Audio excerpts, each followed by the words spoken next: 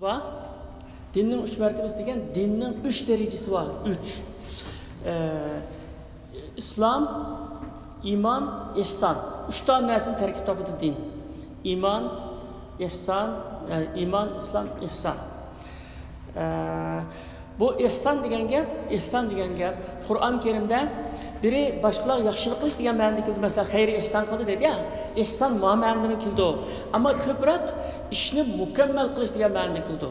İnnalloha yuhibbul muhsinin dedi Qur'on Karimda.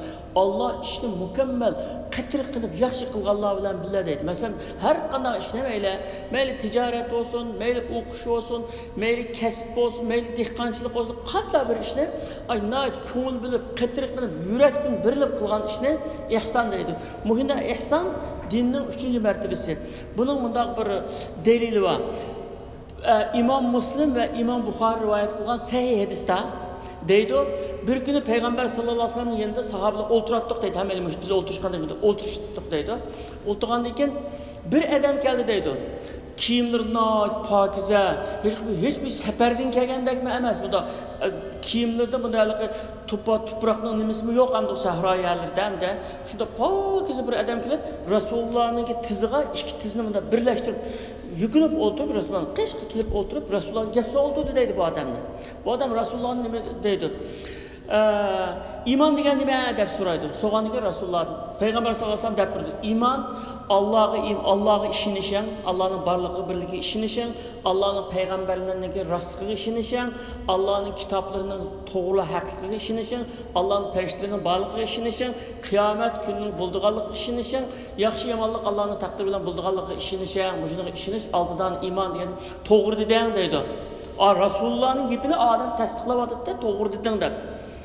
Şundan onu soraydı. Ondan degan İslam degan nima deb so'raydi Rasululloh. İslam degan nima deganiga İslam Allah'dan başka ilah yo'q ekanligiga, Muhammed Aleyhisselam'ın Allah'ın peygamberi ekanligiga ishonishing, 5 vaqt namoz o'qishing, ro'za tutishing, Ramazonda zakat verishing, haj qilishing dedim. İslam 5 qo'yna, iymon 6, İslam 5 nima? Uni deb birdi. Debpagan to'g'ri deding deydi. Yani Resulullah'a adam turib Resulullah'ın gapini tasdiqlayotdi, to'g'ri deding deydi. Sahobalar hayron qoldi. Kim bu ya bu? Resulullah'ın bu cho'ng odam bu? Resulullah'a tasdiqlayotdi gapini deb qoldi. Shunga ihson degan nima deganda, ihson degan sen Allah'ını görüp tuğanda ibadet kılışın. Gerçi sen Allah'ını görmesen Allah seni görüp durdu deydi. Onun degan to'g'ri deding deydi. Onun kıyametinin alametlerinden soraydı. Onun cevap verip boğandı ki şunu cevap verip o adam ketip kaldı.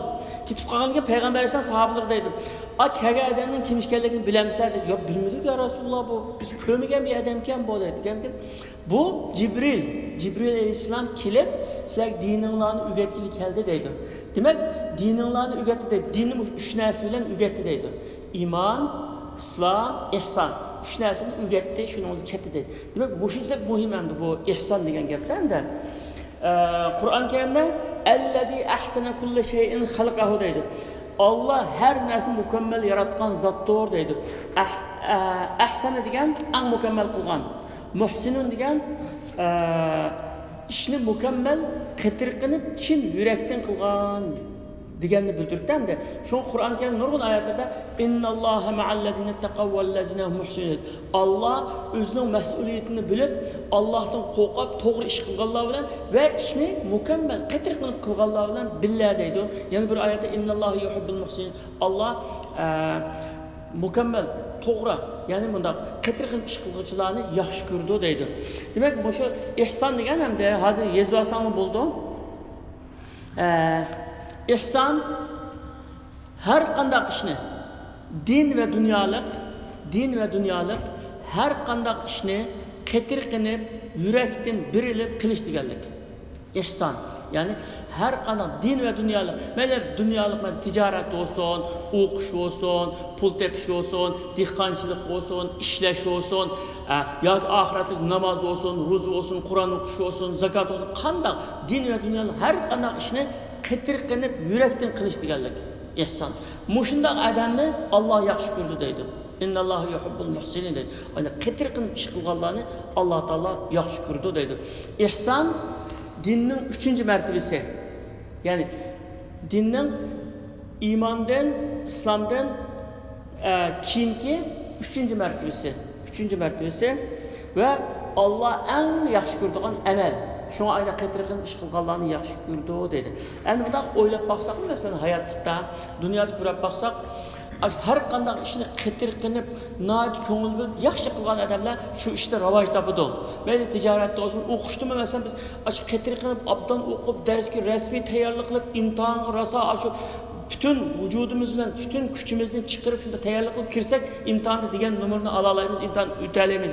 Hatto bir boksga bormoqchi, tantara bormoqchi bo'lgan odam badanni rosa kuchlantirib, mashq qilib, o'zi chiniqib, shunda qilib borgan degan umuman tutib chiqdi masalan. Hech qanday qilmay nazariyasini o'rganib qolib, hech qanday harakat qilmay borgan odam tutanmaydi masalan. Shuni nima? İhsan degan bilganlaringni amaliyotga chiqarib, amaliyot eng mukammal qilgan. Masalan, sen bir oyoq yasatga oyoq bo'lsa, o oyoq degan eng mukammal, shunda yirtilmaydi, shunda mahkam qilgan. Sen bir kiyim tikitgan bir tikishchi bo'lsang, masalan, tarzi bo'lsang, o kiyimni eng mukammal, eng yaxshi qilgan. Bir İmam bolsan imamlıkni mükemmel kılgan, muallim bolsan ballık şunda ko'ngil, üzerinin ballarda ko'ngil mükemmel kılgan deydi. Hamma işte mükemmel kılganını Allah yaxshi ko'rdi. Ama bunda qilib qo'yayapti deb navbat bilan qilib qo'yganda Alloh taolami qabul qilmaydi. Masalan, amal ibodatni chin ko'nglimizdan Alloh uchun qildim deb chin yurtimizdan qilganni qabul qildi. Shunga o'xshash. Endi buningda bunda bir qissili bor masalan. Biz mushu dunyoda Allah Teala'ga her qanday adamning bir Allah'a dua qilgan vaqtida duoying ijobat bo'lish uchun ve 5-chi kun kelganda Allohga yalvarish uchun shu Allohga ko'rsatkichlik bir amali bo'lish kerak. Masalan, buni misol keltirsak, bir odam bankada pul yig'di masalan. Hammadan bankada pul qolib qo'ygan. Bu pul endi menga zarur pul kerak bo'lgancha shu shatlik bankadan chiqarib xaylayman deydi endi. Masalan endi bankada qolib qo'ydiki, kerak bo'lgancha endi xaylayman deydi. Xuddi bu savobli amalnimi Alloh taolaning bankasiga biz solamiz. Sağanda mukammal yaxshi amallarni solamizda, keyin Alloh taolo ko'rsatgan bo'lg'udak endi. Masalan, biz namoz o'qidik, ro'za tutdik, haj qildik, zakot berdik, o ibodatni qildik, Qur'on o'qidik, ma ibodatni qildik deb buni bir ancha ko'rsatib ketgan bo'lmaydi. Chunki bu Allohning amri, bu buyrug'i bu. Masalan, bunda misol keltirsak, bir odam bir şirkette işlerken, mesela ben bir şirkette işlesem, hocayla işledim deyip şunda ben 8 saatlik, günde 8 saatlik işimni qilib, hamma işimni qilib, ben bu şunu hocayın ben bu işimni şunda abdan qildim, o işimni qildim desem, bana bir 100 xatir qilin yoki maaşımni oshirib bering yoki men tiligimni qilib bering, bunda bir narsa talab qilyapman, deganimni qilib bering desem, bu sizning 8 saat qilganingizga shu maaşingizni olasiz, ortiq bir ishingiz yo'q deydi mesela. Shunga o'xshash. Bizning ibodatlarimiz va Alloh taolo buyurgan ibodatni qilib, "Ey Alloh, men shuni qilgandim, shuni menga aytgan murodimga yetkazgan, tiligimni bergin" deb bundan o'qsa, buni ancha kuchi bo'lmaydi. Ammo Avu hacayının kaçta 8 saatten başka yakshanba shanba kunlikdan uyga bormay ishlab, 8 saat, 9 saat, 10 saat ortiq ishlab, jiq ishlarni qilib qo'yib, mening o'zimning ishni oshirib, bunda ishni qildim. Bu yakshanba shanba kunlikdan bunda ish qildim. Bu shuni xotirasi uchun yo meni maoshimni o'stiram, yoki bundagi tiligim bor, men tiligimni qilib beraman desa, ha, to'g'ri rost. Seniki bor qilgan ishing bor. Alloh taolaning shunga o'xshash hamdi. Alloh taolaga bir ishni masalan, Alloh buyurmagan ish olsa, bir yaxshi ishni qilib qo'yib, ko'nglimizda uni saqlab, Allohga bir hojatimiz bo'lganda, hamisha hojatimiz bo'ldi-ku, ba'zi vaqtda jiddiy hojatlar, ayni duo qilib, qattiq duo qilamiz. Shunda ey Alloh, shu chaqda mening qilgan ishlarimning xotirasi uchun bu duoyimni ijobat qilib, 100 ijobat qildi. Buni misol keltirib qo'yaman. Bunda misol. Payg'ambar sollallohu alayhi vasallam sahih hadisda, Imom Buxoriy rivoyat qilgan bir hadisda bunda deydi. Burungi Bani Isroilning zamonida, Musa alayhisolamning ummati Bani Isroil, shuning zamonida bir 3 odam bir cho'lda, sahroda, yezida ketib o'tgan. O'shalar ketib qolsa, tuyuqsizdan qattiq yomg'ir yog'ib ketibdi. Yomg'ir yog'ib ketganda bir daldiga berib olay desa, ya bir daldi yo'q. Ya bir daraxtning tuyugi berib olay, daraxtning tuyumi yo'q. Endi qanday qildi? Ya o hozirgidek bunday zontik kunlik yo'q, bunday kunlik tutib turtgangacha hamda anda bir narsami yo'q. Anda bo'lgandan keyin qanday qilish kerak endi? Qanday qilish kerak sizlarning chaqdamda?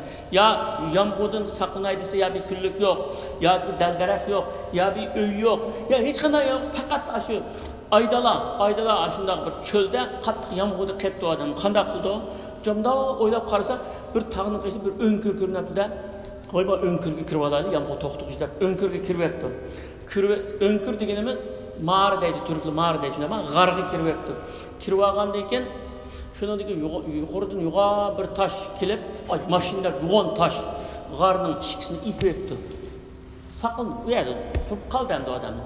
Endi u yerda uchaylan kuchi bilan rosa ishtib beribdi toshni. Bu mashinadagi toshga kuchi yetmaydi endi. Qanday qilish kerak? Agar odamlar bir sabab qilmasa, ashada o'ladi endi u. Vaqiraydi desa, yo'ldan adam etmaydi. Cho'l endi. Uningdan boshqa odam yo'q. Vaqirsa bekim anglamaydi. Toshni ishtirishga kuchi yetmaydi. Qanday qilish kerak endi? Sizlarning ayda bo'lib qolsan qanday qilasizlar? Dunyoning sabablari tugidi shundaman. Dunyoning sabablari tugidi. Bekim kelib yordam qilolmaydi, o'zining kuchi yetmaydi. Qanday qilish kerak? Faqat Alloh taologa yolvorish kerak. Ey Alloh, dunyoning sabablari tugidi, qo'limizni hech qanday ishga faqat sen qutqazmasan, hech kim qutqazmaydi deb duo qil. U chog'da duo qilganida qanday samimiyatdan duo qilganligini bilamizlar. O'lgili qolgan vaqtida hayotni qutqizish uchun duo qilgandan keyin u Allohga butun vujudi bilan duo qildi. Duoni ashunda qilish kerak. Duo qilganda qanday qildi desa, boy dediki, shu Allohga ko'rsatkichlik amal bo'lish kerak deb. Endi shuni ko'rsatdi shu chaqda, ashunda chaqda ko'rsatdi. U odamning birisi deydi: "Ya to'xtang qarindoshlar, biz Alloh uchun qilgan eng yaxshi ishlarimizni bir vasila qilib duo qilaylik. Balki Allohning qudrati bilan tosh echilib ketar, saq chiqamiz" deydi. Maqdab birisi başlaydı. Ey Allah, mening ota-onam borda, yaşlanib qolganda, har kuni qo'yni beqib kelib, sutini sig'ib qo'ylarimdan ota-onamga ishqizatdim. Uningdan keyin bolalarimga ishqizatdim. Ota-onam ana shuni uxlab qolgan bolalarimni ishqizatdim. Bir kuni men kechikibroq keldim. Kechikibroq kelsam, ota-onam uxlab ketdi. Uxlab qolgan sutni beshiga akib turdim. O'g'itay desam, chiroyli tatib uxlab ekan bu. Uyqudan o'g'itolmay qiyamadim. Shuni sutni beshida tutib turdim deydi. Sutni beshida tutib tursam, shu kechida saharda bir vaqtida endi o'g'andi ular. O'g'angandan shu chaqda sutni ichkizdim ularga. Shu bir kecha ota-onam qo'pqicha o'g'atmay beshida sutni tutib turdim. Buni faqat sening roziliqing uchun qildim, ey Alloh. Agar sen qabul qilgan bo'lsang, shu toshni taşni yerga ketkizayotgan bizni g'arning og'zini echayotgan salomat chiqitadi degan tosh g'ardek azroq echildi ekan. Azroq echildi ama adam patmaydi. Azroq echildi, küçükünü yuğuçuk kirdi ama adam patmaydi.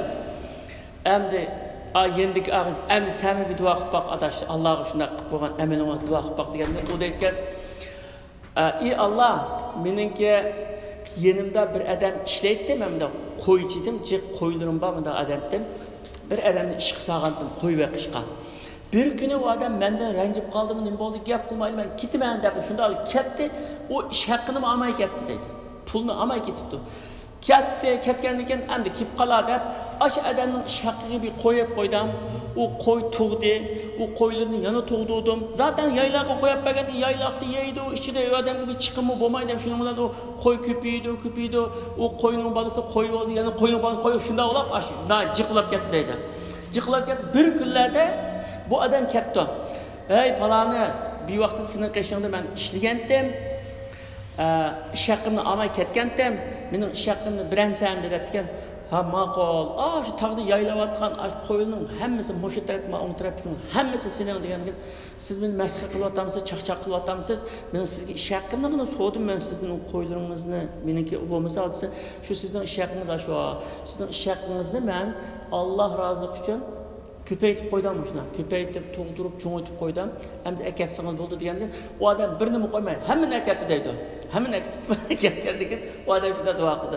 Ey Alloh, u odamni qilib bersa, hammani akatganda shu odam sening roziligi uchun qilgandim, bu odam uchun emas. Agar shu amalim qabul bo'lgan bo'lsa, shu toshni misharni elib olsa, saq chiqib olgan bo'lsak degan tosh g'ardek azroq echildi. Yana adam patmaydi biroq. Adam patmaydi. Shunda turgan üçüncüsüge endi sening mayda Alloh qilgan yaxshi ishing bo'lsa, bir shuni bir duo qilgan deganlik birisi. Üçüncüsü, bir yomon gunoh ishning qishig'i kap bo'lib, Alloh roziligi uchun, Allohdan qo'rq degandan keyin Allohning roziligini deb u yomon ishdan yanib ekan. Shuni, ey Alloh, shunda yomon ishdan yangandim men. Shu agar qabul bo'lgan bo'lsa, shu toshni bir elib etgan bo'lsam, g'ardek tosh ketgan shuni saq chiqib ketdi. Bu Peygamberimiz depegen sahih hadis, %100 doğru işlemdir. Endi şunu devatımız var. Her qanday bir insonningki ay beshin qattiq kun tushgan chog'da, Alloh taolo ko'rsatkichlar. Ey Alloh, men sening rozi uchun meni qilgandim. Endi o'shani xotir uchun men bunday yaxshilik qilgan, duo ijobat qilgan desa, albatta Alloh insonlar shunday bir ishning o'zini xotirasini qiladi. Alloh albatta xotirasini qildi uning. Yaxshi innalloha la yudiyu ajra man ahsana amala deydi Qur'on Karimda. Kimki anda yaxshi ish qilgan, Alloh uni hargiz zayo qilmaydi, hargiz bekor qilmaydi. Chuqur birdi. 1 gram yaxshi amaling bo'lsin birdi. Allah 1 gram yaxshi amal olsun, chuqur mukofotini birdi hamda uniki. Shunga bundan chiqdi ekanda, har qanday bir odamning ashunaq Allohga ko'rsatadigan binasi bo'lish kerak.